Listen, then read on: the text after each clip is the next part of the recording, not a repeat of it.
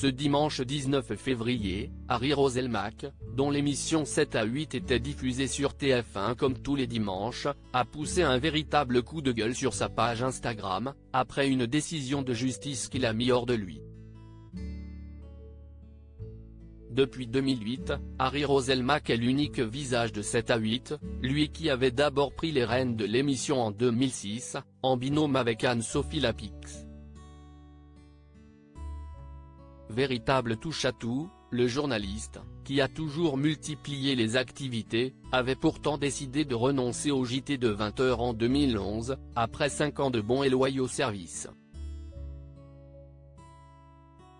J'avais le JT en tant que joker, 7 à 8, la radio RTL, cela me prenait beaucoup de temps.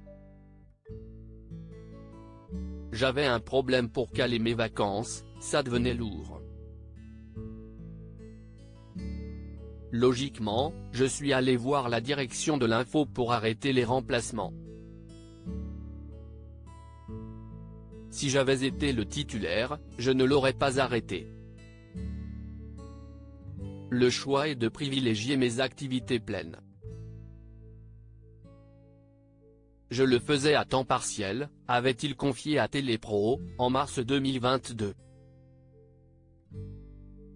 Figure incontournable de la première chaîne, Harry Roselmack n'hésite jamais à hausser le ton sur les réseaux sociaux lorsqu'il le juge nécessaire, et ce fut le cas ce dimanche 19 février, après une inquiétante décision de justice.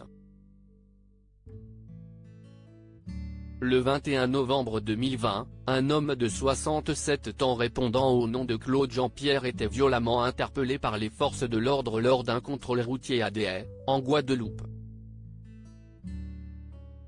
12 jours après son interpellation, il décédait à l'hôpital.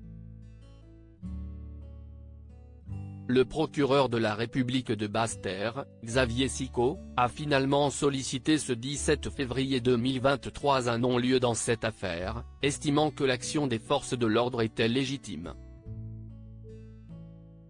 Vous avez en tout cas la preuve que je ne décide pas des sujets qui sont traités dans 7 à 8, une décision de justice qui a révolté le journaliste, qui n'a pu s'empêcher de pousser un coup de gueule en story Instagram. Comment la République française, via l'un des représentants de son système judiciaire en Guadeloupe, peut-elle faire montre d'un tel mépris pour la justice en requérant un non-lieu dans l'affaire Claude Jean-Pierre? Un usage disproportionné de la force par 2 gendarmes à l'encontre d'un citoyen ayant plus que vraisemblablement entraîné son décès ne mérite même pas un procès? Révoltant, a d'abord écrit Harry Roselmack, lui-même fils de CRS engagé contre les violences policières. L'ex-mari de Ghislaine Roselmack a également fait un parallèle avec l'affaire George Floyd, que les médias français avaient largement couvert, regrettant que ce ne soit pas le cas pour celle de Claude Jean-Pierre. Vous avez en tout cas la preuve que je ne décide pas des sujets qui sont traités dans 7 à 8. Il est anormal que cette affaire soit aussi peu médiatisée au niveau national. On a souvent l'impression que ce qui se passe outre-mer n'intéresse pas du tout les rédactions parisiennes, a-t-il conclu. Un message clair, net et précis.